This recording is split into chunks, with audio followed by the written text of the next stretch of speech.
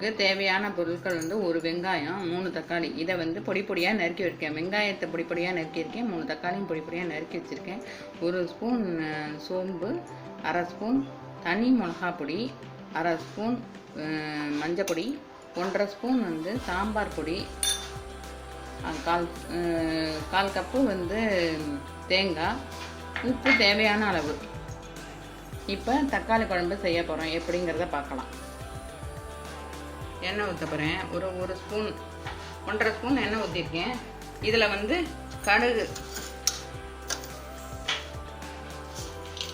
கடுகு வெடிச்சோன்னே கொஞ்சம் உளுத்தம்பருப்பு,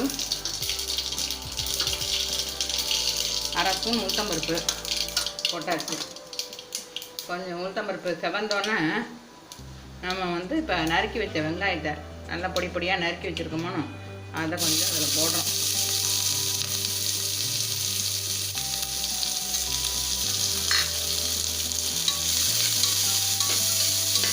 வெங்காயத்தை நல்லா வதக்கிடணும்.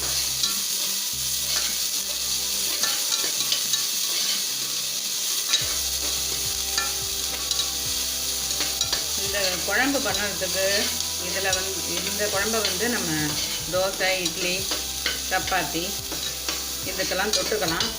சாதத்துக்கும் சாப்பிட்டா ரொம்ப நல்லா இருக்கும். சில குழந்தைகளுக்கு வந்து வெங்காயம் தக்காளி முடிச்சுன்னு வேண்டாம் அப்படின்னு சில குழந்தைகள் நினைக்கும்.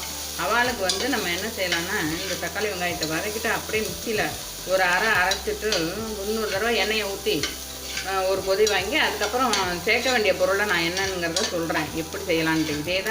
இதே மெத்தடு தான். பட் என்னன்னு கேட்டேன்னா, நம்ம தக்காளி வெங்காயத்தையும் நம்ம வதக்கிட்டு அரைச்சிட வேண்டியதான். ஆனால் இப்போ நான் செய்ய போகிறது வந்து கடுகு உளுத்தம்பருப்பு போட்டு வெங்காயத்தை வதக்கியிருக்கேன். இப்போ வந்து தக்காளியே போட போகிறேன். தக்காளியை போட்டேன்.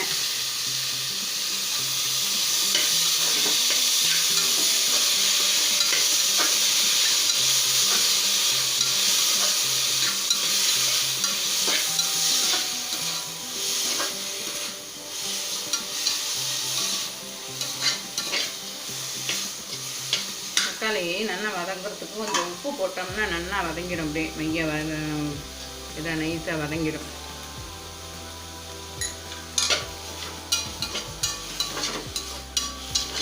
மூடி போட்டு கூட மூடி வச்சிடலாம். மூடி வச்சேன்னா நல்லா வதங்கிடும்.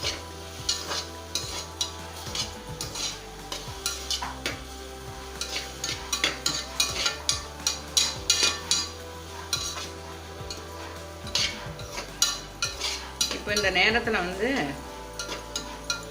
கொஞ்சம் சோம்பையும் தேங்காயும் வச்சு அரைச்சிடணும். மிக்சியில் வச்சு அரைச்சிட்டோம்னா, அரைச்சி ரெடி பண்ணி வச்சுட்டோம்னா இது நல்லா வெந்தோன்னா அதை ஊற்ற வேண்டியதான். குழம்பு ரெடி ஆகிடும். இது கடையில் நம்ம நல்லா தக்காளி வேகட்டும். வெந்தோன்னா கொஞ்சம் மிளகா பொடியும் சாம்பார் மிளகா பொடி போட்டுருவோம்.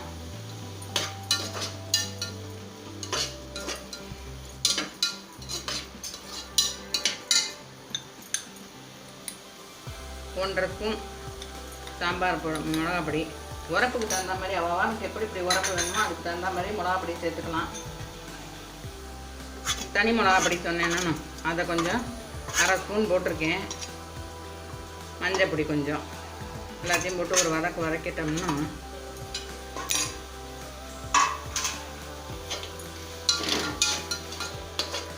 கொஞ்சம் தண்ணி கூட ஊற்றிக்கலாம். இதுக்கு கொஞ்சம் தண்ணி ஊற்றிட்டு கொஞ்சம் தண்ணி ஊற்றிட்டோம்னா சரியாயிடும். ஒரு கொதி வாங்கி வச்சுருந்தோம்னா இப்போ போய் நம்ம வந்து மிக்சியில் சோம்பையும் தேங்காயும் அரைச்சிடணும். இது நல்லா கொதிக்கட்டும். வாசனை எல்லாம் போட்ட மிளகாப்பொடி வாசனை, எல்லா வாசனையும் மிளகாப்பொடி, பட்டை மிளகாப்பொடி வாசனை எல்லாம் போகட்டும். அதுக்குள்ளே நம்ம வந்து இதை அரைச்சின்னு வந்துடலாம். இதில் தேங்காயும் சோம்பும் போட்டிருக்கேன். மிக்சியில் போட்டு அரைக்க போகிறோம்.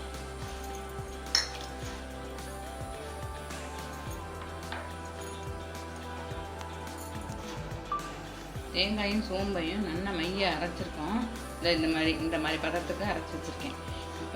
இப்போ குழம்பும் எப்படி இருக்குன்னு பார்ப்போம். இது சேர்ந்த மாதிரி இருக்கா அப்படின்னு பார்த்துருவோம்.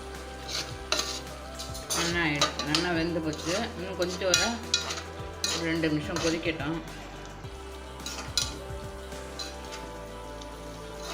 சில குழந்தைகளுக்கு இப்படி திப்பி திப்பியாக இருந்தால் பிடிக்காது. இந்த மாதிரி இருந்ததுன்னா அதெல்லாம் அரைச்சி கூட அப்படியே போட்டுடலாம். சேர்ந்தா மாதிரி இருக்கும், குழம்பும் நல்லா இருக்கும்.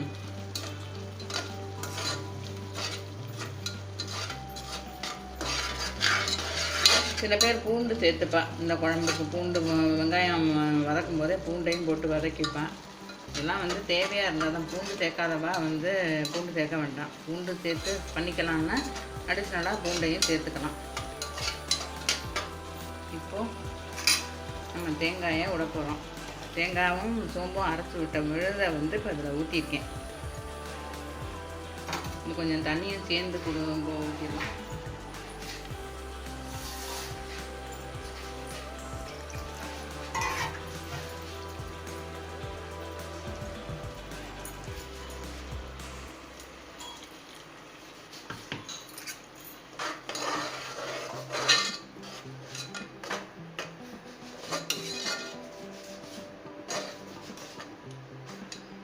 தக்காளி குழம்பு ரெடி.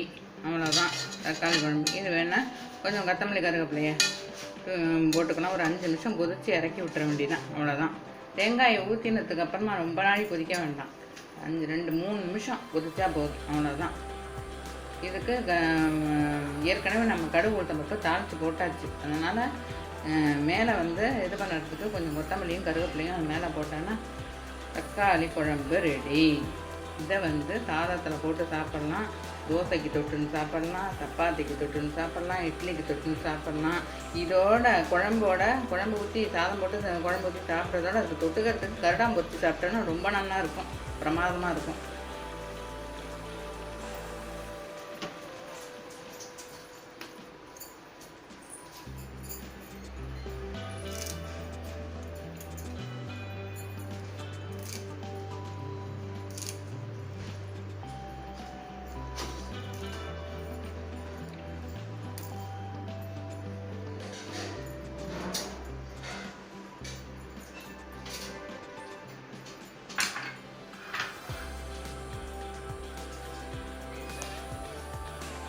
கொத்தமல்லியும் கருவேப்பிலையும் மேலே போட்டாச்சு. இதெல்லாம் வந்து ஒரு அலங்காரத்துக்கு போட்டோன்னா நல்லா வாசனையாக இருக்கும். இதுதான் குழம்பு. எப்படி இருக்குன்னு பாருங்க. பண்ணிவிட்டு எனக்கு சொல்லுங்கள். ரொம்ப நல்லா இருந்ததுன்னா எனக்கு சப்ஸ்கிரைப் பண்ணுங்க. உங்கள் ஃப்ரெண்ட்ஸ்கிட்டையும் சொல்லுங்க எப்படி இருக்குது. பார்க்குறதுக்கே சாப்பிடணும் போல் ஆசையாக இருக்குது உங்களுக்கெல்லாம்.